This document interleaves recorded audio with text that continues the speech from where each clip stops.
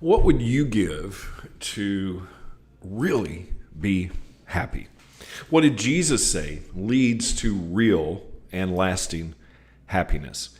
Jesus said, "Be happy, show mercy."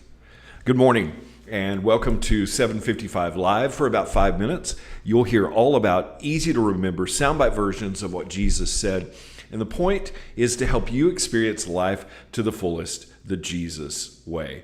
Today's Jesus said comes from Matthew 5:7, and we're going to start today by reading several translations. This is part of the Beatitudes, which we'll talk about. First, we'll read a traditional translation, the New King James Version, which says, "Blessed are the merciful, for they shall obtain mercy." A more modern translation, the New Living, says, "God blesses those who are merciful, for they will be shown mercy."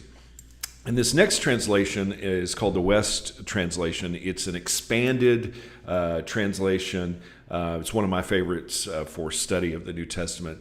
And it says, "Spiritually prosperous are those who are merciful, because they themselves shall be the objects of mercy."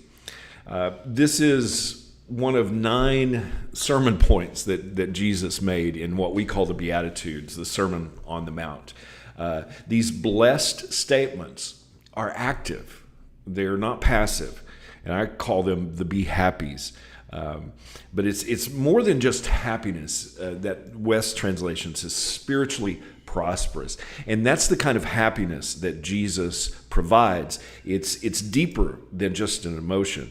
Now, from the pagan Roman perspective of the day, mercy was considered weakness.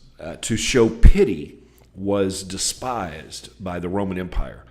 Now, does that sound familiar with our culture today, the political environment, the social environment? But also among the religious leaders, the Pharisees, they considered mercy and weakness as a struggling as the result of sin. What did that weak person do wrong? So rather than having compassion, they would have judgment. And Jesus called them out on that in many places. Part of Matthew 23, verse 23, Jesus told them that they ignored the more important aspects of the law: justice, mercy, and faith. In fact, the religious leaders of Jesus' day ignored scriptures like this from Proverbs 21:13. "Those who shut their ears to the cries of the poor will be ignored in their own time of need." Now, back in Matthew 18, after Peter asked how many times that we should forgive, Jesus tells this story about a man who owed millions of dollars, and he begged for mercy, and the king that he owed the money to forgave his debt. And then this same guy who had been shown this mercy and been forgiven of millions in debt, he ran into somebody who owed him, in our currency, a few $1,000s. And he had the guy locked up. And the king heard about it and punished who he had originally forgiven. Matthew 18:33. "Shouldn't you have mercy on your fellow servants, just as I had mercy on you?" That's what the king said to this one who wouldn't show the same kind of mercy that he had been extended. There is happiness in showing mercy because we reap what we sow. We harvest what we plant.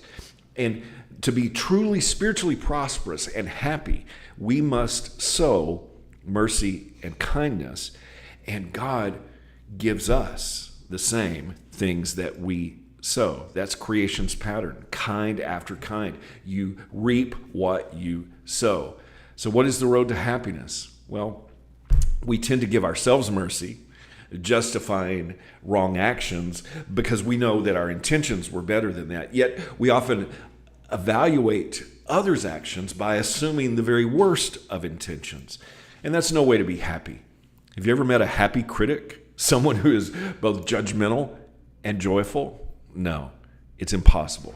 The road to happiness, the road to being spiritually prosperous, is paved with mercy. Jesus said, "Be happy, show mercy." How can you put that into action today. Thank you so much for listening. If this is meaningful to you, it would mean a lot to me if you like it, if you share it, if you comment. I really appreciate you. I hope that you have an amazing day and an amazing week, and I hope